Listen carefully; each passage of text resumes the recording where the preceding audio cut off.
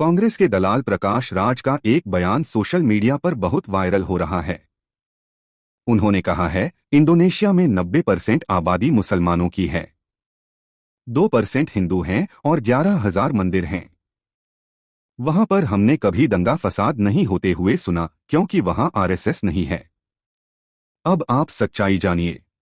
Indonesia दुनिया का सबसे बड़ा द्वीपीय देश है, यानी वहां करीब 17,000 से ज्यादा द्वीप हैं और यह द्वीप काफी दूर दूर तक फैले हैं और एक द्वीप है जिसका नाम है बाली।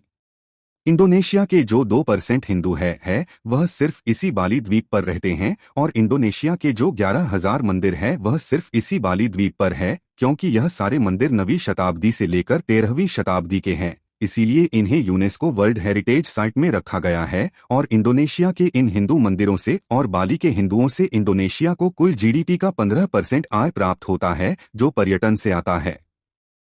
इंडोनेशिया में अगर सबसे ज्यादा शांति है तो सिर्फ बाली द्वीप पर है, क्योंकि यहाँ हिंदू रहते हैं। अब जरा आप इंडोनेशिया में जो इस्लामी आतंकी संगठन है उनके नाम जानिए। Commando Jihad Jemaah Islamiyah Mujahideen Tanah Runtuh Indonesian Mujahideen Council East Indonesia Mujahideen West Indonesia Mujahideen Abu Uswah network Darul Islam Indonesia Turkistan Islamic Jihad Mujahideen कोम्पक जमा अंशरूत दौला जमा अंशरूत लश्कर जिजाद। अब सोचिए इंडोनेशिया में कितने इस्लामिक आतंकवादी संगठन हैं। इसके अलावा 2002 बाली बम ब्लास्ट में 202 लोगों की मौत हुई थी और इसमें ब्रिटेन, अमेरिका और ऑस्ट्रेलिया के पर्यटक तथा बाली के हिंदू मारे गए थे।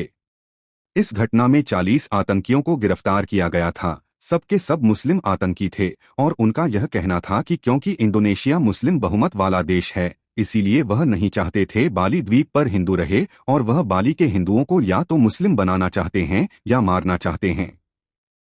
इसलिए उन्होंने बाली में 12 रिसॉर्ट में बहुत खतरनाक बम रखे थे, लेकिन सिर्फ एक रिसॉर्ट में ही ब्लास्ट हो पाया। बाकी के जो बम थे वह टेक्निकल खराबी की वजह से ब्लास्ट नहीं हो पाए। उसके बाद ऑस्ट्रेलिया दूतावास के सामने ब्लास्ट किया गया था।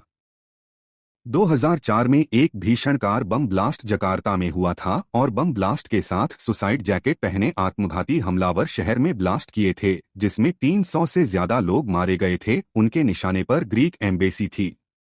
उसके बाद 2009 में फिर से जकार्ता में बम ब्लास्ट हुआ था, जो सीरियल बम ब्लास्ट था। उसके बाद जकार्ता के 12 चर्च में 13 मई 2018 को इस्लामी आतंकियों द्वारा एक साथ हमला किया गया था, जिसमें 1000 से ज्यादा ईसाई मारे गए थे। बाद में इंडोनेशिया सरकार में अमेरिका की मदद से आतंकियों पर कड़ी कार्रवाई किया और एक बहुत बड़ा अभियान चलाया गया और इस अभियान में 3000 से ज्यादा इस्लामिक आतंकवादी मारे गए। इंडोनेशिया में ना मुकदमा चलाया गया, ना जेल भेजा गया, बल्कि मिलिट्री कार्रवाई में आतंकियों को मारा गया।